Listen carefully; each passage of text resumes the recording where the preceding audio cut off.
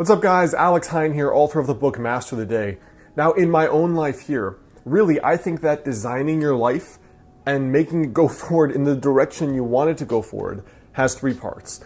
And the very first part is the design, the second part is the habits you use or you do on a daily basis, and the third is the follow through or the follow up.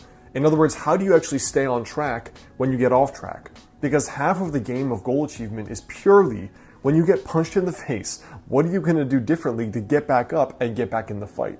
Now for me, the first thing is vision. It's basically the design.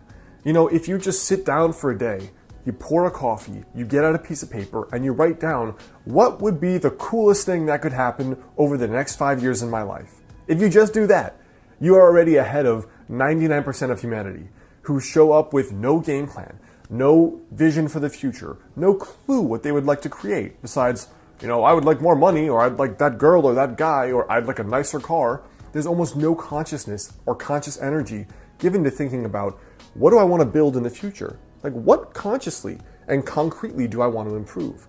So for me, the way that I do that is, first of all, I have a journal where I'm regularly writing down updates for the kind of life that I want to build.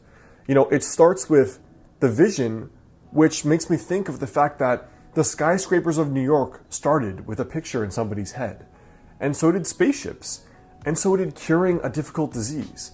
And so when I think of it like that, I always make sure I'm consciously creating, even if it is just in my thoughts, even if it's just up there, both in print journals and in a document that I call 5 years from today. So the three things that I use for my yearly envisioning are, one, the yearly envisioning process I've talked about here, which is basically at the start of each year, I write down what is the coolest thing that could happen this year. Like perfect year, no limitations, no just be realistic, but like what would be the coolest thing that could happen? I put it on one piece of paper that's always on my desk every single day, and I review it twice per day.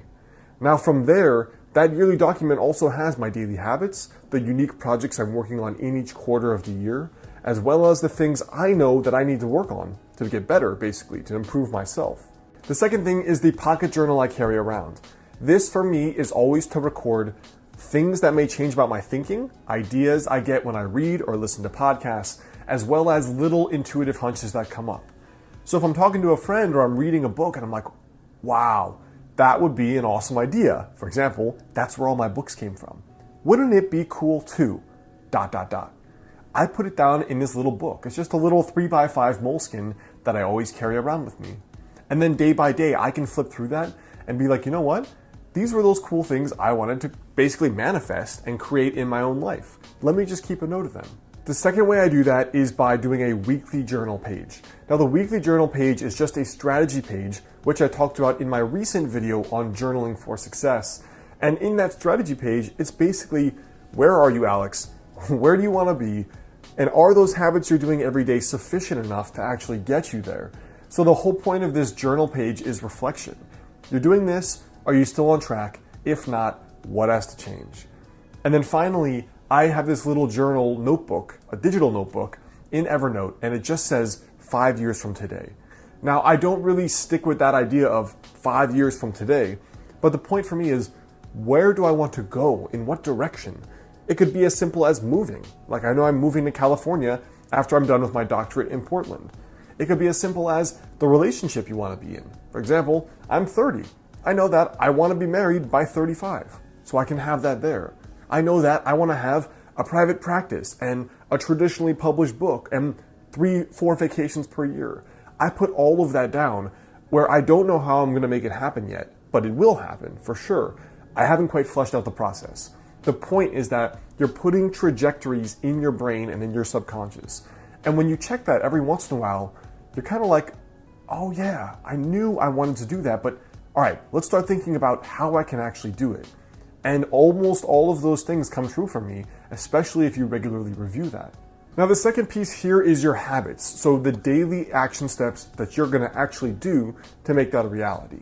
Now, I've shared this philosophy many times. It makes up the bulk of my book, Master the Day.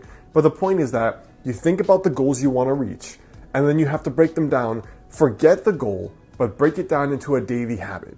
So with fitness, you forget losing 30 pounds. The habit is cook every day, go to the gym. 20 minutes a day. You want to write a book, you forget having written a book, you put down the habit, write 500 words a day. You want to be in an amazing relationship in 2 years, you forget that goal, you put the habit, I'm going to go out to 4 events where I might meet like-minded people. And that's your daily habit. So you bring it back to, what do I have to do today? Now the way I track that is a combination of ways. So not only in that yearly visioning document do I put that, I also record it in Evernote. And the reason I do that is because every Thursday, I have a 30 to 45 minute mastermind call. Now I've had a personal mastermind for over 4 years now, every single week. And it's basically started when I started my business because that was so difficult for me. But it progressed to like, are you happy? Are you building the life you want? Is your ladder up against the right wall, as the saying goes? Because you might climb the ladder of success and realize you climbed the wrong ladder and you're not where you want to be. So it's also about conscious goal setting and being crystal clear on the path forward, making sure you're going down the right path you want to be down. So I actually have a maximum of 3 goals per year and then 3 habits per goal. For example, the goals are often much more complex than you think. Like let's say you've only been sleeping 5 hours a night. Well, your daily ritual may have to be, I'm going to disconnect from the computer at 11, I'm not going to have coffee after 5, and I'm not going to stress myself out with homework or with work after a certain time. It may take a few habits. Just like doing well in school or high performing at your work may also be more than one habit. It may mean I'm going to study this study strategy every day and apply that. Or I'm going to do an extra 1 hour of work per day or self-study or something else. The way that I personally do it is just 3 habits per actual goal. And those I track in a weekly scorecard document, which is, these are the 3 things, did I do them Monday through Sunday? And then when I get to my Thursday night mastermind, we all get on the phone and I basically give a report. I did this 50% of the time, 90% of the time. This is what didn't work. This is what I have to improve. And then the third part for me about consciously designing your life and going forward is really just 2 things. It's the follow through to make sure you actually do these things. And then number 2, it's following little intuitions about when you have to pivot. So the way I keep the follow through going is every night I do a little master the day journal page. The journal's not out yet, but I still have a print kind of document that I use for tracking, did I do this? Where do I have to improve myself? The Thursday mastermind, which is a 45-minute call, we use Uber Conference for free. You could do the exact same with a few of your friends or people online. My very first mastermind was totally online people I had met that were other internet entrepreneurs.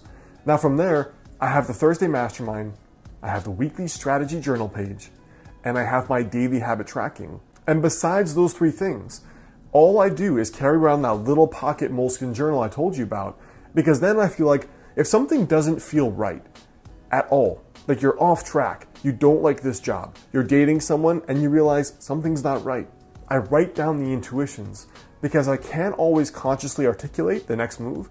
Sometimes it's easy, I want to move to California. Other times it's not. Do I stay in this relationship? Is this business still what really excites me? Am I proud of all the work I've created? Those are things that may be better governed by your intuition and better understood. So I just keep a log of all the little intuitive impressions, and then I systematically explore them more, and then I take time to just go through them and see what's behind them and unpack them. So I hope that helps you guys. That's a little bit about my process for consciously scripting your life, which has been my whole shtick for a while. And that's really the thing that made the biggest difference for me going from 24 or 25, where I had done nothing impressive with my life, very average student, hadn't done much besides traveled, to now really contributing and producing a lot and having had a productive life the last 5 or so years. Now, before you go, I want you to leave a comment there below. Let me know for you, if you could consciously script your life, what would be the first thing you think is important?